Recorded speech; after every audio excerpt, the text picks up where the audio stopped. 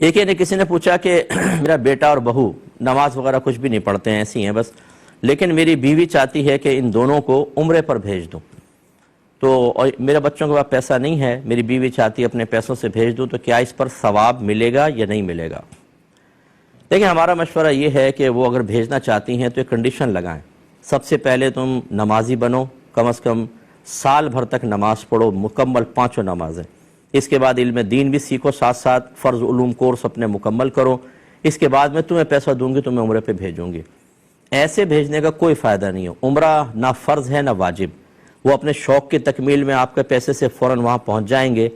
یہاں نماز نہیں پڑھتے، گناہ کبیرہ، اور مکے میں نماز نہیں پڑھیں گے تو 1,00,000 نماز قضا کرنے کا گناہ۔ پھر مدینے میں آئیں گے تو پھر وہاں پہ الگ وبال۔ اس مقدس مقام پر جا کر آپ کیا سمجھتے ہیں جو یہاں رہ کر اللہ کی اطاعت کے لیے تیار نہیں ہے، وہاں جا کے اللہ کی اطاعت کرے گا؟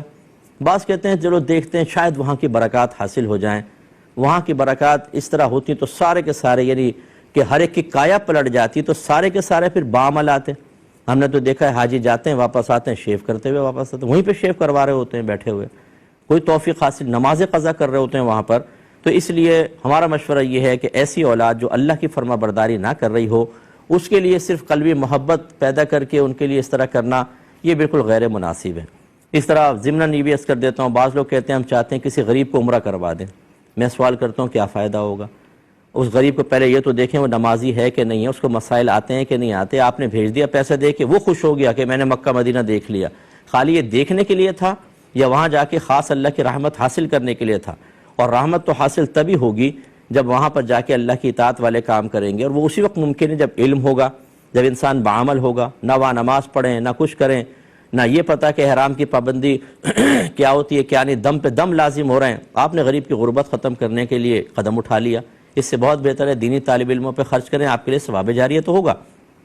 اچھا، باقی رہا ثواب کا معاملہ، اللہ تعالیٰ نیتوں پر ثواب عطا فرماتا ہے، آپ کے زوجوں کو ثواب تو ملے گا، لیکن جب یہ دیکھ رہی ہیں کہ وہاں نتیجہ کیا نکلنے والا ہے تو جان بوجھ کے تو مکھی کوئی بھی نہیں نکلتا، اس میں احتیاط کرنی چاہیے۔ جو میں نے کہا اس پہ عمل کریں۔